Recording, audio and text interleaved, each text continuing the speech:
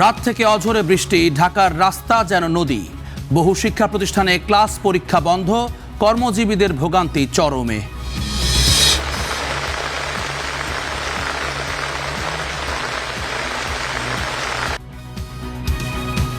আট জেলায় বন্যায় মানবিক বিপর্যয়, বৃষ্টি বাড়িয়েছে শঙ্কা, দুর্ভোগে লাখ লাখ মানুষ। সাতক্ষীরায় বেড়িবাঁধের 40 স্থানে ভাঙন। বন্যার পানির কারণে আরা বাড়ি থাইনাও পারি। প্রত্যেকটা ঘরে চালুর করে পানি, এরা সবাই আশ্রয়কেন্দ্রে আশ্রয় নিছে, পর্যাপ্ত খাবারের অভাব। ধানমন্ডিতে ব্যারিস্টার জমির উদ্দিন সরকারের জানাজার প্রস্তুতি, বিকেলে সংসদ ভবনের দক্ষিণ প্লাজায় দ্বিতীয় জানাজা শেষে পাশের কবরস্থানে দাফন। জুলাই হত্যা মামলায় সাজাপ্রাপ্ত বেশিরভাগ আসামি ভারতে, ইউরোপ আমেরিকায় অনেকে। ইন্টারপোলের সহায়তা চাইবে ট্রাইব্যুনাল।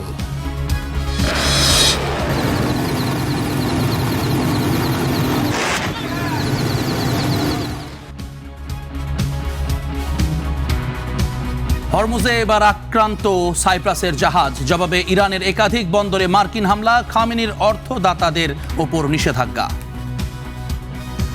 স্বাগত স্টার নিউজে, সঙ্গে আছে আমি জুম্মান সাদিক জ্যাভলিন। মৌসুমি বায়ুর প্রভাবে রাজধানীতে অঝোরে ঝরছে বৃষ্টি, এতে নগরীর বিভিন্ন সড়ক ও নিচু এলাকায় দেখা দিয়েছে জলাবদ্ধতা। রাজধানীর ধানমন্ডি, গুলশান, বনানী, মিরপুর, মৌচাক, মালিবাগ, মতিঝিল, এয়ারপোর্ট সড়কে পানি জমে আছে। অনেক স্থানে হাঁটু থেকে কোমর সমান পানি জমে থাকায় যানবাহন চলছে ধীর গতিতে। কোথাও কোথাও যানবাহন বিকল হয়ে সড়কেই আটকে যাচ্ছে, যাতে বেড়েছে যানজট। তলিয়ে গেছে ঢাকা মেডিকেলের জরুরি বিভাগ। ঢাকা বিশ্ববিদ্যালয় এলাকার কয়েকটি সড়কেও পানি জমেছে। সপ্তাহের প্রথম কর্মদিবসে ভোগান্তিতে পড়েছেন নগরবাসী। স্কুল কলেজগামী শিক্ষার্থীদেরও দুর্ভোগ বেড়েছে। দীর্ঘ সময় বাসের জন্য অপেক্ষা করতে হচ্ছে অনেককে। বাড়তি ভাড়ায় রিকশা ও সিএনজিতে যাওয়ার অভিযোগ করছেন যাত্রীরাও।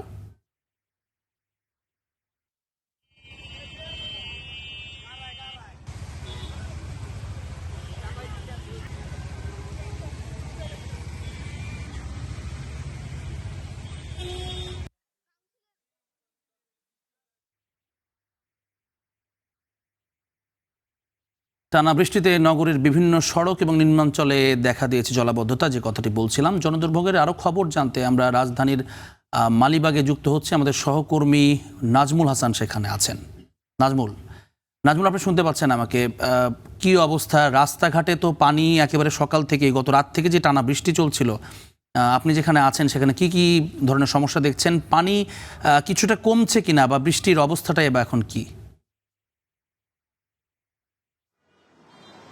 জ্যাভলিন, আসলে বলতে গেলে এক পশলা বৃষ্টি কিন্তু নগরবাসীর জন্য স্বস্তিদায়ক, কিন্তু ভোররাত থেকে টানা যে বৃষ্টি হচ্ছে সেই বৃষ্টিতে কিন্তু এখন বর্তমানে নাজেহাল অবস্থা হচ্ছে নগরবাসীর।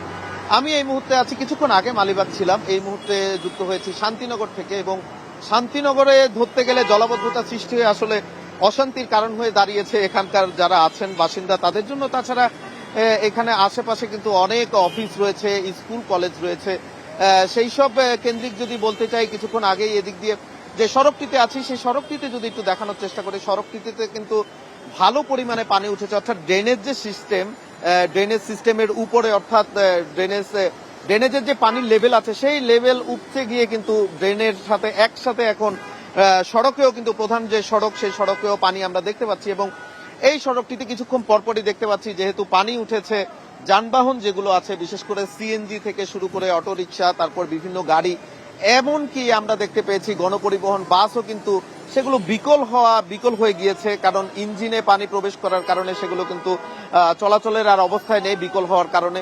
তাছাড়া এখানকার যেসব বাসিন্দারা রয়েছেন অথবা অফিসগামী লোকদের কথা যদি বলতে চাই, যারা বিভিন্ন কাজে বের হয়েছেন অথবা তারা কিন্তু সবাই কিন্তু ভোগান্তিতে পড়েছেন, কারণ ঠিকভাবে এখান থেকে চলাচল করার কোনো রাস্তাই আসলে নেই। এবং গণপরিবহনগুলোতে স্বাভাবিকভাবে আজকে চাপ বেড়েছে, সেখানে যাত্রীদের উপচে পড়া ভিড় এবং গণপরিবহন নষ্ট হচ্ছে। সেক্ষেত্রে বলা যায় রাস্তাঘাটে কিন্তু একটি যানজটেরও সৃষ্টি হয়েছে, থেমে থেমে গাড়ি চলছে যেহেতু পানি রয়েছে। এছাড়া আরো যদি বলতে চাই, আপনি কিছুক্ষণ আগে যেমনটা বলছিলেন আসলে স্কুলগামী শিক্ষার্থীদের কথা, স্কুল কলেজ, এইদিকে অনেকগুলো স্কুল কলেজ রয়েছে, বিশেষ করে ভিকারুন্নাসা স্কুল রয়েছে, সামনে আইডিয়াল স্কুল রয়েছে, এই সড়ক ধরেই এই স্কুলগুলোতেও যারা শিক্ষার্থীরা রয়েছেন অনেকেই কিন্তু ভিজে জবুথবু অবস্থা, তারা কিন্তু অনেকেই আবার বাসায় ফিরে যেতে বাধ্য হয়েছেন, কারণ ভিজে যে অবস্থায় হয়েছেন তারা কিন্তু সেভাবে ক্লাস কন্টিনিউ করতে পারতেন না। তারই পরিপ্রেক্ষিতে অনেকে আমরা বাসায় চলে যেতে দেখেছি। তাছাড়া যদি রোগীদের কথা বলতে চাই, যারা অসুস্থ আছেন তারাও কিন্তু ঠিকভাবে কিন্তু সেবা নিতে পারছেন না, কারণ তারাও ভোগান্তিতে পড়ছেন, যেহেতু বেশিরভাগ সড়কে কিন্তু পানি জমে অবস্থা খারাপ হয়ে গিয়েছে। এবং নগরবাসী আসলে জানাচ্ছেন তীব্র বৃষ্টির কারণে যে জলাবদ্ধতা বারবার সৃষ্টি হচ্ছে, এদিকে আসলে সরকারের সুনজর দেওয়া প্রয়োজন। ড্যাভলিন। জি, ধন্যবাদ নাজমুল আপনাকে। আমি জানতাম আপনি মালিবাগে আছেন, হঠাৎ কিভাবে শান্তিনগর চলে গেলেন। যাই হোক, পুরো ঢাকার চিত্রটাই আপনার কাছ থেকে ধীরে ধীরে আমরা জানতে চাই। চট্টগ্রাম অঞ্চলে ধীরে ধীরে কমছে বন্যার পানি, তবে বাড়ছে জনদুর্ভোগ। সুপেয় পানির সংকটে চরম বিপাকে পড়েছেন বাসিন্দারা। আশ্রয় কেন্দ্রগুলোতে দিন কাটছে অমানবিকভাবে। অধিকাংশ এলাকায় সড়ক যোগাযোগ বিচ্ছিন্ন থাকায় দেখা দিয়েছে নিত্যপণ্যের সংকট। উদ্ধার ও ত্রাণ তৎপরতা অব্যাহত রেখেছে সেনাবাহিনী। বিশেষ করে 3 পার্বত্য জেলায় স্পিডবোট নিয়ে পৌঁছে দেওয়া হচ্ছে নিত্য প্রয়োজনীয় খাদ্য সামগ্রী এবং জরুরি সহায়তা। বন্যা দুর্গত পুরো অঞ্চলেই ত্রাণ সরবরাহ অব্যাহত রাখার কথা জানিয়েছে প্রশাসন। যতদিন প্রয়োজন ততদিন সহায়তা অব্যাহত থাকবে বলেও জানানো হয়েছে।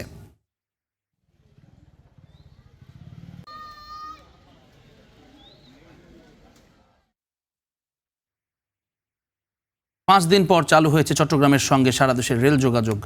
সেখানকার জলাবদ্ধতা, বন্যা সবকিছু মিলিয়ে সবশেষ খবর জানতে আমরা বাঁশখালীতে আমাদের সহকর্মী রুকন উদ্দিনের সঙ্গে যুক্ত হচ্ছি। রুকন, একটু জানাবেন আমাদেরকে, ট্রেন চলাচলের বিষয়টা আগে একটু জানতে চাই। সবশেষ তথ্যটি আপনার কাছে কি আছে, কেননা প্রায় 4-5 দিন বন্ধ ছিল। আর বন্যার পানির যে কমার খবর আমরা শুনছি, সেটি আসলে বাস্তব চিত্রটা যদি আমাদেরকে জানাতেন, কি অবস্থা সেখানে, কিছুটা কমেছে কিনা, মানুষের দুর্ভোগ কিছুটা কমেছে কিনা? যেদিন বন্যার পানি কিছুটা কমলেও মানুষের যে দুর্ভোগ সেটি কিন্তু এখনও রয়ে গেছে এবং সেই দুর্ভোগটি কিন্তু এখনও কমেনি। যেহেতু পানি কমার সাথে সাথে মানুষের যে ঘর বাড়ি ভেঙে গেছে এবং পানিতে তলিয়ে গেছে, সেগুলো মেরামতেরও একটি বিষয় রয়েছে। পাশাপাশি বিশুদ্ধ পানি এবং খাবারেরও কিন্তু পর্যাপ্ত অভাব রয়েছে। এবং সেখানে আমরা দেখেছি বাঁশখালী এবং সাতকানিয়া সবচেয়ে বেশি প্লাবিত হয়েছে। সাতকানিয়ার একেবারে 90% এলাকা কিন্তু একেবারে পানির মধ্যে তলিয়ে গেছে এবং বাঁশখালীতেও কিছুটা এখন কমে এসেছে, কিন্তু এখনও পুরোপুরি পানির নিচে বলা যায় সাতকানিয়া এলাকা।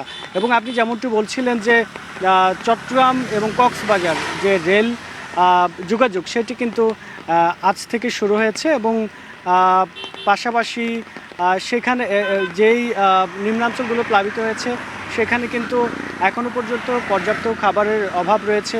সেনাবাহিনী গতকাল থেকেই সেখানে উদ্ধার কার্যক্রম, পাশাপাশি ত্রাণ বিতরণ এবং বিশুদ্ধ পানি কিন্তু বিতরণের যে কার্যক্রম সেটি পরিচালনা করছে। এবং আপনাকে যদি একটু তথ্য দিয়ে রাখি, গতকাল পর্যন্ত সাতকানিয়ায় বন্যার পানিতে কিন্তু 3 জনের মৃত্যু হয়েছে এবং গতকাল একজনের মরদেহ কিন্তু উদ্ধার করা হয়, কিন্তু কোথায় কিভাবে তিনি মারা গেছেন সেই বিষয়টি এখনও পর্যন্ত আমাদেরকে নিশ্চিত করতে পারেনি। এবং বাঁশখালীতে এ পর্যন্ত 3 জনের মৃত্যু হয়েছে বন্যার পানিতে, তার মধ্যে 2 জন কিন্তু শিশু রয়েছে।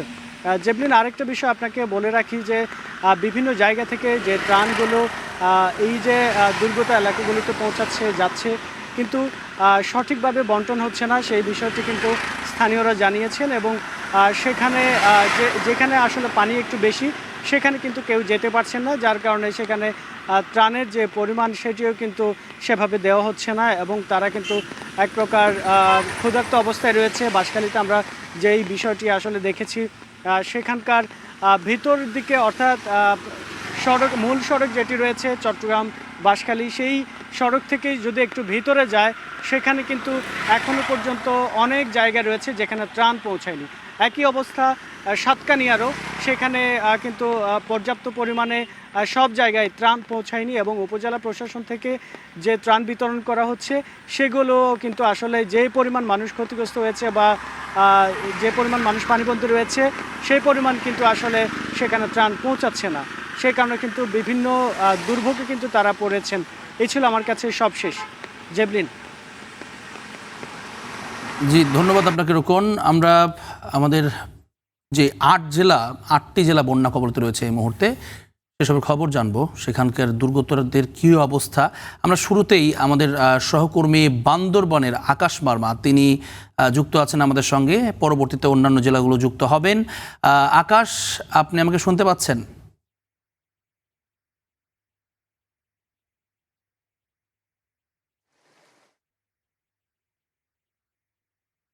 আকাশ, আকাশ একটু জানাবেন আমাদেরকে বান্দরবনের কি পরিস্থিতি বন্যার এই মুহূর্তে?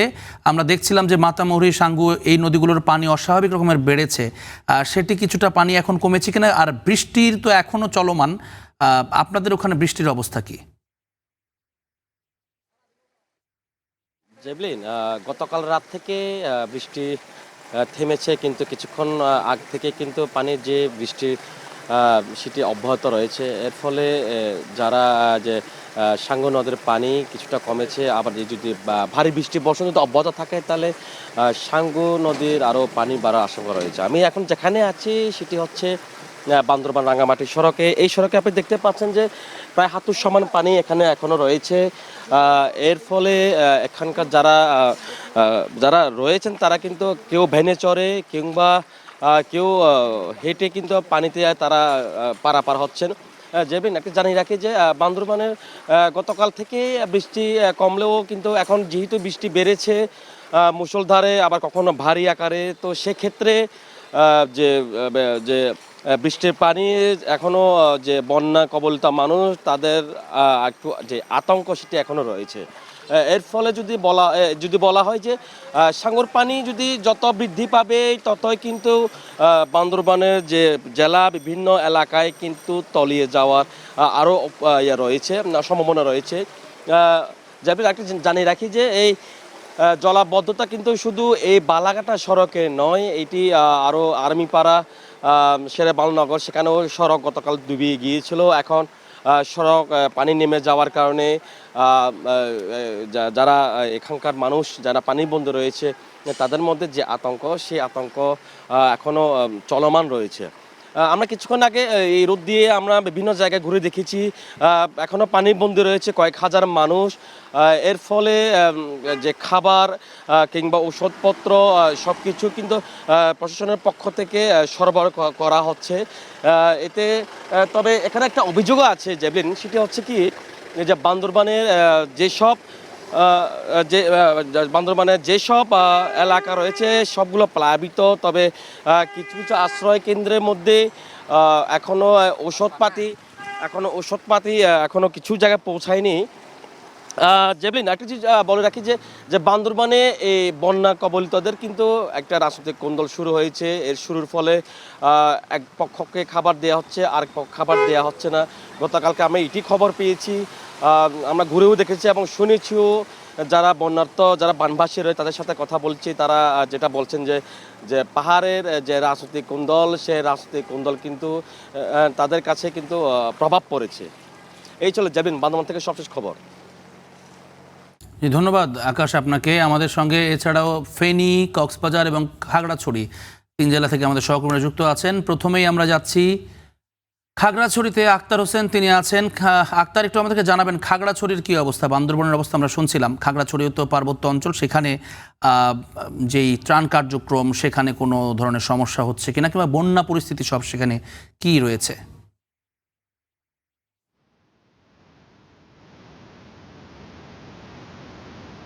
জেভলিন, খাগড়াছড়িতে গত কয়েকদিন নিম্নাঞ্চলগুলো প্লাবিত থাকলেও আজ অর্থাৎ গতকাল থেকে কিন্তু সেই সব এলাকার পানি নেমে গিয়েছে এবং আমরা আজ দেখেছি অর্থাৎ দীঘিনালা উপজেলার যে নিম্নাঞ্চল একটি ইউনিয়ন রয়েছে, মেরুং ইউনিয়ন, সেই ইউনিয়নে আমরা আজ সকাল থেকে আমি নিজেই ঘুরে দেখেছি এবং সেখানে সড়ক এবং যে বাজার, যে হাটগুলোতে পানিতে প্লাবিত ছিল সেগুলোর পানি নেমে গিয়েছে।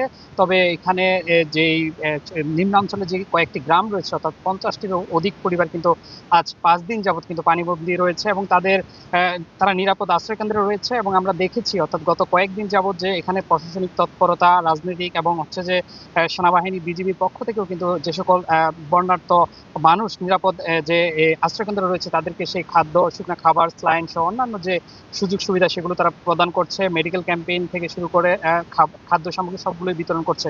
সব মিলিয়ে যদি বলা হয় যে খাগড়াছড়ির বর্তমান যে পরিস্থিতি সেটি অনেকটাই উন্নতি হয়েছে, অর্থাৎ ৮০% যে প্লাবিত এলাকা ছিল সবগুলোই পানি নেমে গিয়েছে, অর্থাৎ সব মিলিয়ে এখন খাগড়াছড়ির পরিস্থিতি খুবই ভালো। জ্যাভলিন। জি, ধন্যবাদ আক্তার আপনাকে। আমরা আমাদের ফেনী সহকর্মী আমাদের তানভীর চৌধুরী, তানভীর একটু আপনি জানাবেন আমাদেরকে ফেনীতে কি অবস্থা এবছরের বন্যাতে, এবং সেখানকার ত্রাণ কার্যক্রম নিয়ে কোনো সমস্যা হয়েছে কিনা, সব যারা দুর্গত রয়েছেন তাদের আশ্রয় কেন্দ্রগুলোতে খাবার ঠিকঠাক পৌঁছচ্ছে কিনা।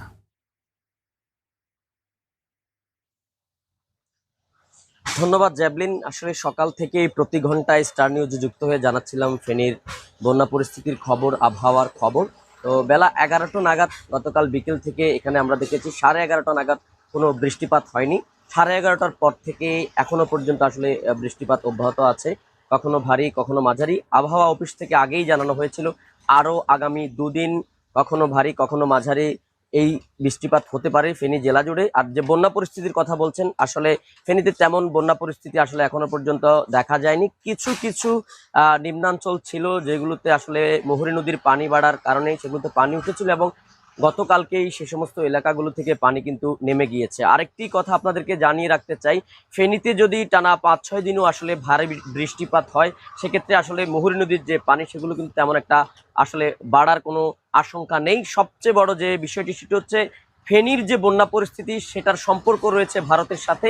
ভারতের ত্রিপুরা রাজ্যে বিলোনিয়া সাবরুম এলাকায় যখনই আসলে ভারী থেকে ভারী অতি ভারী বৃষ্টিপাত হয়, সেই পানিগুলো উজানের ঢলে আসলে যখন নদীতে এসে পড়ে তখন আসলে নদীর পানি ব্যাপক পরিমাণে বৃদ্ধি পায়। ফেনীতে কোনো বৃষ্টি না হলেও আমরা দেখি নদীর পানি অটোমেটিক আসলে বৃদ্ধি পেতে থাকে, এবং ত্রুটিপূর্ণ যে সমস্ত বাঁধগুলো আছে সে সমস্ত বাঁধ ভেঙে বিভিন্ন লোকালয় প্লাবিত হয়। তো 2024 সালে 2025 সালে একই চিত্র আমরা দেখেছি, এবং এখানকার মানুষ যারা আছে তাদের দাবি হচ্ছে শক্তপোক্ত একটি বাঁধ, এবং এই বাঁধ নির্মাণের দাবিতে তারা দীর্ঘদিন পর্যন্ত সংগ্রাম আন্দোলন করে আসছে। তবে একনেকে আমরা দেখেছি একটি 1,500 কোটি টাকার একটি বিল পাশ হয়েছে, এবং অতি দ্রুত এখানে যে নদী তীরবর্তী যে বন্যা নিয়ন্ত্রণ বাঁধ সেই বাঁধের কাজ শুরু হবে এমনটা আমাদেরকে জানিয়েছে পানি উন্নয়ন বোর্ড থেকে। তো পানি উন্নয়ন বোর্ড থেকে যে তথ্য আমরা এখনো পর্যন্ত পেয়েছি বেলা 11টা নাগাদ, সেটি হচ্ছে এখন মুহুরী নদীর বিপদ সীমার মিনিমাম 3 মিটার নিচ দিয়ে পানি প্রবাহিত হচ্ছে। জ্যাভলিন, এই ছিল ফেনী থেকে আমার হাতে থাকা সর্বশেষ। জি, ধন্যবাদ আপনাকে তানভীর। আমরা আমাদের আরেক সহকর্মী মহিবুল্লাহ মুহিব কক্সবাজারের খবর জানাবেন। মুহিব, একটু আমাদেরকে জানাবেন কক্সবাজারের বন্যা পরিস্থিতি কী অবস্থায় রয়েছে এখন, এবং একই সঙ্গে সেইখানে বিশেষ করে সমুদ্র সৈকতের খবরটা যদি একটু জানতে চাই, যে পর্যটক যারা গেছেন তাদের কি অবস্থা এখন, এবং সমুদ্রে আমরা সবসময় দেখি যে বৈরী আবহাওয়ার ভিতরেও কিছু মানুষ আছেন যারা যান, তাদেরকে ঠেকাতে আসলে প্রশাসন কোনো ব্যবস্থা নিচ্ছে কিনা। জ্যাভলিন, আসলে সকাল থেকেই মুষলধারে বৃষ্টিপাত শুরু হয়েছে। আমি এই মুহূর্তে আছি কক্সবাজারের পেকুয়া উপজেলায়। এইখানে আসলে বন্যার পানি কিছুটা কমতে শুরু করলেও এখন যেহেতু মুষলধারে বৃষ্টি হচ্ছে, সেই বৃষ্টিতে কিন্তু আবারও প্লাবিত হবার ঘটনা ঘটছে, এবং বিভিন্ন জায়গায় আমরা দেখছি পানি কিন্তু আবারও বৃদ্ধি পাচ্ছে। একই সঙ্গে ভুক্তভোগী মানুষের সংখ্যাও বাড়ছে। আমরা সময় যত গণিয়ে আসছে ততই কিন্তু ভুক্তভোগীর ঘটনা বাড়ছে। একই সঙ্গে আমরা একজনের সঙ্গে কথা বলতে চাই। এখানে আসলে তার বাড়িঘর সবকিছু ডুবে গেছে। তিনি এখানে অনেকক্ষণ ধরে আসলে বৃষ্টিতে ভিজছিলেন, তার সন্তানদেরকে নিয়ে বা স্ত্রী সন্তানদের নিয়ে তিনি আটকা পড়েছিলেন, এবং আমি একটু কথা বলতে চাই তার সঙ্গে। আসলে আপনার বাড়ির অবস্থা কি? পানিতে ডুবে আছে, ভিতরের অবস্থাটা একটু জানান। ভিতরে সবগুলো নষ্ট হয়ে গেছে, মানে কি অবস্থা এখনো ডুবে আছে। কতদিন ধরে আছেন, কি অবস্থা? আজকে 5-6 দিন ধরে আছে। আমরা জিনিসপত্র সব নষ্ট হয়ে গেছে।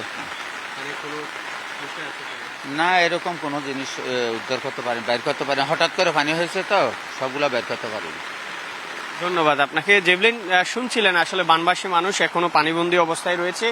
কিছু কিছু জায়গায় পানি স্বল্প সংখ্যকভাবে কমলেও কিছু কিছু জায়গায় কিন্তু পানি এখনো রয়েছে। এবং আপনি পর্যটন কেন্দ্রের কথা বলছেন, সমুদ্র সৈকতের কথা বলছেন। আমরা গেল কয়েকদিন ধরে সমুদ্র সৈকত এলাকায় আসলে বেশ কয়েকজন পর্যটক দেখতে পেয়েছি, যাদেরকে আসলে সিসেফ লাইফগার্ড, ট্যুরিস্ট পুলিশ এরা হচ্ছে নিরাপদ স্থানে থেকে আসলে সমুদ্র স্নান বা সমুদ্রে আনন্দ উল্লাসে মেতে ওঠার সুযোগ করে দিয়েছে। তবে টানা বর্ষণের ফলে স্থবির হয়ে পড়েছে কক্সবাজারের পর্যটন শিল্প। একই সঙ্গে ব্যবসা বাণিজ্যও কিন্তু 60 থেকে 70% ডিসকাউন্ট দিয়েও আসলে কোনো ধরনের পর্যটক টানতে পারছে না কক্সবাজারের যে ব্যবসায়ীরা রয়েছেন তারা। কারণ হচ্ছে ট্রেন যোগাযোগ আজকে সচল হলেও গেল 5 দিন ধরে আসলে ট্রেন যোগাযোগ ছিল না এবং বাস চলাচলও সীমিত আকার ছিল, যেহেতু চট্টগ্রাম কক্সবাজার মহাসড়কের সাতকানিয়া লোহাগড়া অংশে কিন্তু পানি উঠে যাওয়ায় আসলে তারা সেই বাস যুগেও চলাচল করতে পারেনি। এবং আমি কথা বলেছি জেলা প্রশাসকের সঙ্গে, তিনি আমাদেরকে জানিয়েছেন তারা সরকারের দপ্তর থেকে যে ধরনের ত্রাণ সহায়তা ইতিমধ্যে দেওয়া শুরু করেছেন সেটি কিন্তু আসলে পর্যাপ্ত নয়, যার ফলে হচ্ছে তারা এখন পর্যন্ত 30 লাখ টাকা বরাদ্দ করেছেন এবং 450 মেট্রিক টন চাল তারা বরাদ্দ করেছেন। সেই চাল বা ডাল যদি আসলে প্রান্তিক পর্যায়ে যারা বন্যায় প্লাবিত অবস্থায় রয়েছে, পানিবন্ধ অবস্থায় রয়েছে, তাদের কাছে পৌঁছানো খুবই জরুরি। এখানে সুপেয় পানি থেকে শুরু করে সবকিছুর খুবই সংকট রয়েছে। জেভলিন, এই ছিল কক্সবাজারের বন্যা পরিস্থিতির সর্বশেষ। ধন্যবাদ আপনাকে মুহিব। আমাদের সহকর্মীরা যুক্ত হয়েছিলেন ফেনী, কক্সবাজার, খাগড়াছড়ি এবং তার আগে বান্দরবান, চারজনই আমাদেরকে এই জেলার বন্যা পরিস্থিতি সেটির খবর জানাচ্ছিলেন। আইন পেশা ও রাজনীতি বর্ণিল এক জীবন কাটিয়েছেন ব্যারিস্টার জমির উদ্দিন সরকার। জাতীয়তাবাদী দল বিএনপি গঠনে ছিলেন শহীদ রাষ্ট্রপতি জিয়াউর রহমানের সঙ্গী। দলের নানা সংকটে দাঁড়িয়েছেন দায়িত্ব নিয়ে। এবার জানব তার জীবনের আরও কিছু তথ্য।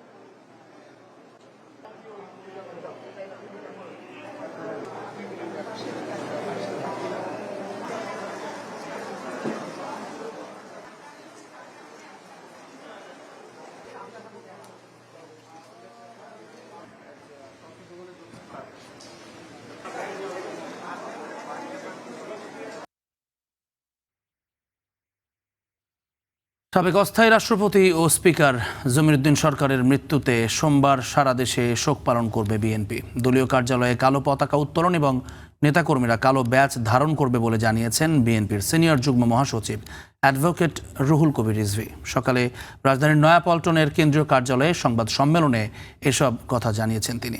এ সময় প্রয়াত সাবেক স্পিকারের বর্ণাঢ্য রাজনৈতিক জীবনের কথা স্মরণ করেন রুহুল কবির রিজভী। বলেন, এদেশের প্রতিটা আন্দোলনে তার অসামান্য ভূমিকা ছিল। তিনি সমকালীন জাতির এক সমন্বিত ইতিহাস। তিনি বিভিন্ন সময় গুরু দায়িত্ব পালন করেছেন। তার অবদান স্বর্ণাক্ষরে ইতিহাসে লেখা থাকবে বলেও জানান রুহুল কবির রিজভী।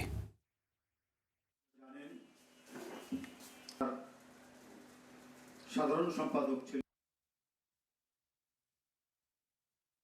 মরহুম জমির উদ্দিন সরকারের মৃত্যুতে বাংলাদেশ জাতীয়তাবাদী দল আগামীকাল ঢাকা মহানগরী সহ সারা দেশে শোক দিবস পালন করবে। এই উপলক্ষে ঢাকা সহ সারা দেশে যত দলীয় কার্যালয় আছে দলীয় কার্যালয়ে কালো পতাকা উত্তোলন করা হবে এবং নেতা কর্মীরা প্রত্যেকে কালো ব্যাজ ধারণ করবেন। কারিগরি ত্রুটির কারণে আমরা আগের খবরটি বিস্তারিত আপনাদের দেখাতে পারিনি। ব্যারিস্টার জমির উদ্দিন সরকারের জীবনের বিভিন্ন দিক নিয়ে আমরা একটি প্যাকেজ দেখব। বাংলাদেশের রাজনীতি, আইন অঙ্গন ও সংসদীয় ইতিহাসের পরিচিত নাম ব্যারিস্টার জমির উদ্দিন সরকার। দীর্ঘ রাজনৈতিক জীবনে তিনি ছিলেন অস্থায়ী রাষ্ট্রপতি, জাতীয় সংসদের স্পিকার, মন্ত্রী, সংসদ সদস্য ও প্রবীণ আইনজীবী। 1931 সালের 1 ডিসেম্বর পঞ্চগড়ের তেতুলিয়ায় জন্ম নেন জমির উদ্দিন সরকার। ঢাকা বিশ্ববিদ্যালয়ে ইতিহাস ও আইন বিষয়ে পড়াশোনা শেষে লন্ডন থেকে ব্যারিস্টার অ্যাট ল ডিগ্রি অর্জন করেন। 1960 সালে যোগ দেন আইন পেশায়। সংবিধান, দেওয়ানি ও ফৌজদারি আইনে একজন খ্যাতিমান আইনজীবী ছিলেন তিনি। ছাত্রজীবন থেকেই রাজনীতিতে যুক্ত ছিলেন জমিরুদ্দিন সরকার। শহীদ রাষ্ট্রপতি জিয়াউর রহমানের নেতৃত্বে জাতীয়তাবাদী রাজনীতিতে যোগ দিয়ে বিএনপির প্রতিষ্ঠাতা সদস্য ও স্থায়ী কমিটির সদস্য হন। 1971 সালে মুক্তিযুদ্ধপন্থী আইনজীবীদের সঙ্গে স্বাধীনতা সংগ্রামে সক্রিয় ভূমিকা পালন করেন তিনি। রাজনৈতিক জীবনে তিনি দিনাজপুর, ঢাকা, পঞ্চগড় ও বগুড়া 4টি ভিন্ন আসন থেকে সংসদ সদস্য নির্বাচিত হন। বিভিন্ন সময়ে গণপূর্ত, পররাষ্ট্র, ভূমি, শিক্ষা ও আইন মন্ত্রণালয়ের দায়িত্ব পালন করেন। 1996 সালে আইনমন্ত্রী হিসেবে তত্ত্বাবধায়ক সরকার ব্যবস্থা প্রণয়নের প্রক্রিয়াতেও গুরুত্বপূর্ণ ভূমিকা রাখেন। 2001 থেকে 2009 সাল পর্যন্ত জাতীয় সংসদের স্পিকার ছিলেন ব্যারিস্টার জমিরুদ্দিন সরকার। মাঝে 2002 সালে রাষ্ট্রপতি AQM বদরুদ্দোজা চৌধুরীর পদত্যাগের পর নতুন রাষ্ট্রপতি নির্বাচিত হওয়া পর্যন্ত অস্থায়ী রাষ্ট্রপ্রধান ছিলেন তিনি। আইন, রাজনীতি ও সংসদীয় গণতন্ত্রে দীর্ঘ 6 দশকেরও বেশি সময়ের অবদান রেখে বিদায় নিলেন ব্যারিস্টার জমিরুদ্দিন সরকার। তার মৃত্যুতে দেশের রাজনৈতিক ও আইন অঙ্গনে নেমে এসেছে শোকের ছায়া। নূরে জান্নাত, স্টার নিউজ, ঢাকা। ব্যারিস্টার জমিরুদ্দিনের জানাজার প্রস্তুতি সহ আরও খবর জানাতে ধানমন্ডি থেকে আমাদের সহকর্মী জিসান আহমেদ যুক্ত হচ্ছেন আমাদের সঙ্গে। জিসান, একটু জানাবেন, প্রয়াত রাজনীতিবিদ এবং বিএনপির অন্যতম প্রথিতযশা একজন ব্যারিস্টার জমিরুদ্দিন, তার নিহতের ঘটনা নিঃসন্দেহে সেখানে একটা শোকের মাতম চলছে। তার যে শেষকৃত্যের ব্যাপারটি আমাদেরকে জানাবেন। জানাজার নামাজটা কখন হবে এবং কয়টা নামাজ আসলে অনুষ্ঠিত হবে, একই সঙ্গে নেতাকর্মীরা সেখানে আসতে শুরু করেছেন কিনা?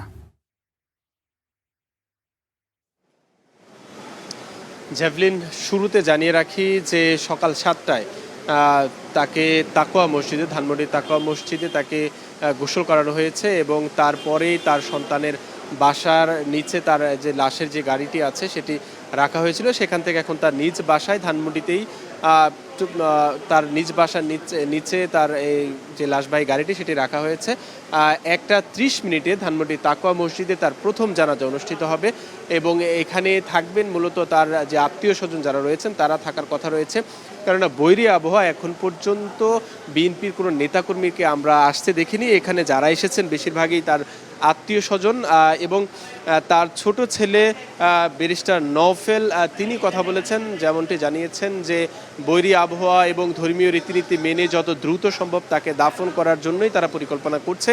সেজন্য তার যেই পঞ্চগড়ে তার যেই বেড়ে ওঠা এবং তার যে জন্ম, সেই জন্মস্থলে তাকে নেওয়া হচ্ছে না এবং তারা বলছেন ভিডিও বার্তার মাধ্যমে তারা সেখানকার মানুষের কাছে দুঃখ প্রকাশ করবেন এবং বিকেল 5টায় জাতীয় সংসদের দক্ষিণ প্লাজায় তাকে সেখানে দ্বিতীয় জানাজা অনুষ্ঠিত হবে এবং সেখানে জানাজা শেষে জাতীয় সংসদ ভবনের পাশেই যে জাতীয় কবরস্থান রয়েছে সেখানে তাকে দাফন করার কথা আমরা জানতে পেরেছি। এখন এখানে আমরা দেখেছি আত্মীয় স্বজন যারা রয়েছেন তারা এখানে এসেছেন, তারা শেষ মুহূর্তে শেষবারের মতো তাকে আসলে দেখছেন এবং তাকে নিয়ে আসলে কান্নাকাটিও আমরা দেখেছি যে স্বজনরা করছেন। এখানে তার সন্তানরা যেমন জানিয়েছেন যে তারা দেশবাসীর কাছে দোয়া চেয়েছেন এবং বলছেন যে তিনি দেশের গুরুত্বপূর্ণ কয়েকটি মন্ত্রণালয়ে কাজ করেছেন এবং বাংলাদেশের অস্থায়ী রাষ্ট্রপতি ছিলেন এবং জাতীয় সংসদের 2 বারের স্পিকার ছিলেন। তারা বলছিলেন যে তিনি সবসময় নিষ্ঠার সঙ্গেই তার দায়িত্ব পালন করেছেন এবং স্বজনরা যারা এসেছেন তারাও বলছিলেন যে তিনি আসলে একজন, তাকে নিয়ে বলছিলেন তিনি অনেক ভালো একজন মানুষ ছিলেন এবং তারাও দেশবাসীর কাছে দোয়া চেয়েছেন। তো পরবর্তীতে আসলে যদি কি আনুষ্ঠানিকতা হবে সেটি পরবর্তী লাইভে যুক্ত হয়ে জানানোর চেষ্টা করব। এখন এই ছিল আমার কাছে সবশেষ। জ্যাভলিন। জি, ধন্যবাদ জিসান আপনাকে। সরকার প্রধান হিসেবে দায়িত্ব গ্রহণের পর কাল প্রথমবারের মতো বরিশাল সফরে যাচ্ছেন প্রধানমন্ত্রী তারেক রহমান। তার এই আগমনকে কেন্দ্র করে গোটা দক্ষিণাঞ্চলে বইছে উৎসবের আমেজ। অনুষ্ঠান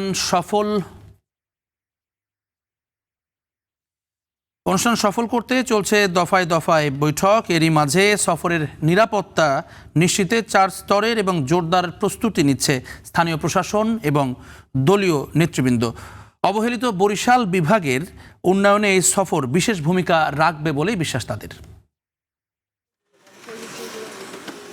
প্রধানমন্ত্রীর আগমনকে সামনে রেখে পরিচ্ছন্নতায় ব্যস্ত সময় পার করছেন নগর ভবনের কর্মীরা। সড়ক সংস্কার থেকে শুরু করে ড্রেন পরিষ্কার সবকিছুই করা হচ্ছে সুনিপুণভাবে। সরকার প্রধানের চোখে একটি সুন্দর ও দৃষ্টিনন্দন শহর তুলে ধরতেই দিনরাত চলছে এই কর্মযজ্ঞ। পরিষ্কার পরিচ্ছন্ন আমরা শহর একটা দেখাতে পারি, এটা আমাদের প্রথম প্রায়োরিটি। সেই হিসেবে আমাদের যে খাল খনন, যেটা পরিষ্কার করা, ঘাস ময়লা টয়লা পরিষ্কার করা, এই কাজগুলো চলছে। রাস্তাঘাটে যেখানে কাদা টাদা জমি আছে সেখানে বালি ফেলে এই জায়গাগুলো আমরা যেন ময়লা বা দেখতে যেন আপত্তিকর কোনো কিছু না লাগে। আগামীকাল বরিশালে 3টি গুরুত্বপূর্ণ কর্মসূচিতে অংশ নেবেন প্রধানমন্ত্রী। ঢাকা থেকে সড়কপথে রওনা হয়ে সকালে তিনি পৌঁছাবেন বরিশালের গৌরনদী উপজেলায়। সেখানে বাটাজোরে বৃক্ষরোপণ কর্মসূচিতে অংশ নেবেন। এরপর দুপুরে বরিশাল নগরের 30 গোডাউন বৌদ্ধভূমি এলাকায় আরও একটি বৃক্ষরোপণ কর্মসূচি শেষে বিকেলে জেলা শিল্পকলা একাডেমিতে বিএনপির সাংগঠনিক সভায় যোগ দেওয়ার কথা রয়েছে তার। দলের চেয়ারম্যান যিনি বাংলাদেশের প্রধানমন্ত্রী হিসেবে বরিশালে প্রথম আসছেন, আমরা তার আগমনের অপেক্ষায়। প্রধানমন্ত্রী ও দলীয় চেয়ারম্যানের এই তাৎপর্যপূর্ণ সফরকে ঘিরে উন্নয়নের নতুন স্বপ্ন দেখছেন বরিশালবাসী। বরিশাল বিভাগ সবচেয়ে বেশি আসন দিয়েছে, তার কারণে আমাদের দাবি তো থাকবেই। সেখানে আমরা আশা করব যে আমরা যে দাবিগুলো করব সেই দাবিগুলো তিনি অবশ্যই পূরণ করবেন। মাননীয় প্রধানমন্ত্রীকে আমরা উপহার দিয়েছি 6 আসনে 6 আসন, বরিশালে 21 আসন থেকে 18 আসন আমরা দিয়েছি। এখন মাননীয় প্রধানমন্ত্রীর কাছে আমাদের বরিশালবাসীর পক্ষ থেকে যে দাবিটা থাকবে, এটা নিশ্চয়ই তিনি সদাই বিবেচনা করবেন। এদিকে প্রধানমন্ত্রীর সফরে 4 স্তরের কঠোর নিরাপত্তা বলয় গড়ে তোলার প্রস্তুতি নিয়েছে পুলিশ। প্রত্যেকটা ভেন্যুতে আমাদের স্পেশাল অ্যারেঞ্জমেন্ট রয়েছে এবং আপনারা জানেন এসএসএফ, পিজিআর তারাও থাকবেন। তারাই মূলত ইনার কর্ডন এবং মিডল কর্ডনে থাকে, আমরা আউটার কর্ডনগুলো কাজ করি তাদের সাথে সমন্বয় করে, এবং এসএসএফের দেওয়া সমস্ত নির্দেশনা পরামর্শ সব কিছুকে মাথায় রেখে আমাদের নিরাপত্তা পরিকল্পনা আমরা গ্রহণ করেছি। এর আগে চলতি বছরের 4 ফেব্রুয়ারি দলীয় প্রধান হিসেবে বরিশালের ঐতিহাসিক বেলস পার্কে নির্বাচনী জনসভায় যোগ দিয়েছিলেন Tarique Rahman. Syed Mehedi Hasan, star news, Barishal. Iran যুক্তরাষ্ট্র পাল্টাপাল্টি হামলায় ফের উত্তপ্ত মধ্যপ্রাচ্য। গেল 5 দিনে তৃতীয় দফা বড় ধরনের মার্কিন বিমান হামলা হয়েছে ইরানের একাধিক বিমানবন্দরে। বন্দর আব্বাস, সিরিক, চাবাহার ছাড়াও বুশেহর প্রদেশের 2টি শহরে হামলা হয়েছে। মার্কিন সেন্টকমের দাবি, হরমুজ প্রণালীতে সাইপ্রাসের জাহাজে আইআরজিসির গুলির পরই নতুন এই সামরিক পদক্ষেপ। এদিকে হরমুজ সাময়িকভাবে বন্ধ করা ছাড়াও মধ্যপ্রাচ্যের মার্কিন ঘাঁটিগুলোতে পাল্টা ড্রোন ও ক্ষেপণাস্ত্র হামলা চালিয়েছে তেহরান। কাতারে উদেইদ মার্কিন বিমান ঘাঁটিতেও ব্যালিস্টিক ক্ষেপণাস্ত্র আঘাতের দাবি করেছে আইআরজিসি। হরমুজে আবারও মারমুখী ইরানের বিপ্লবী গার্ডকোর। এবার আক্রান্ত সাইপ্রাসের জাহাজ। তেহরানের দাবি, কন্টেইনার জাহাজটি নির্দেশনা অমান্য করে বিকল্প পথে প্রণালী অতিক্রম করছিল। হরমুজে ইরানের যে কোনো সামরিক পদক্ষেপের তীব্র প্রতিক্রিয়া দেখিয়ে আসছে যুক্তরাষ্ট্র। আজ ভোরে ইরানে বড় ধরনের বিমান হামলা চালিয়েছে দেশটি।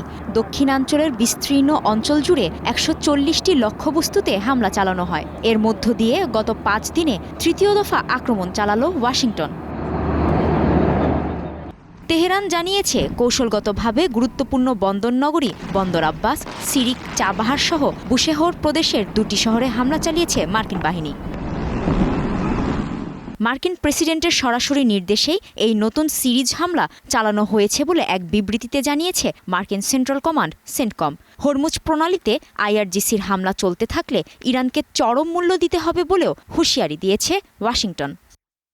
ইরান অত্যন্ত ভুল সিদ্ধান্ত নিয়েছে। তারা আন্তর্জাতিক জলসীমায় বেসামরিক জাহাজে হামলা চালিয়ে যে অপরাধ করেছে, এখন তাদের সেই ভুলের চড়া মূল্য দিতে হবে। মার্কিন বোমাবর্ষণের জবাবে জর্ডান, বাহরাইন, সংযুক্ত আরব আমিরাত, ওমান, কাতার ও কুয়েতের মার্কিন ঘাঁটিগুলোতে হামলা চালিয়েছে ইরান। একাধিক ড্রোন ভূপাতিত করার দাবি করেছে সংযুক্ত আরব আমিরাত।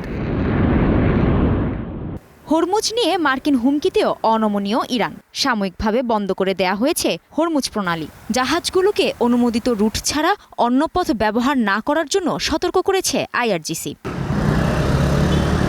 ইরান মার্কিন পাল্টাপাল্টি হামলার মধ্যেও থেমে নেই কূটনৈতিক তৎপরতা। গতকাল দুপক্ষের আলোচনায় বসার কথাও ছিল, কিন্তু শেষ পর্যন্ত বৈঠক হয়নি। আলোচকদের ফের টেবিলে ফেরাতে চেষ্টা চালিয়ে যাচ্ছে কাতার, ওমান সহ কয়েকটি মধ্যস্থতাকারী দেশ। হরমুজ প্রণালী নিয়ে আলোচনার জন্য ওমানে অবস্থান করছেন ইরানের পররাষ্ট্রমন্ত্রী আব্বাস আরাকচি। কাজী শাহরিন, স্টার নিউজ। এই ছিল স্টার নিউজের এখনকার আয়োজনে। সঙ্গে থাকার জন্য ধন্যবাদ। দেখতে থাকুন স্টার নিউজ।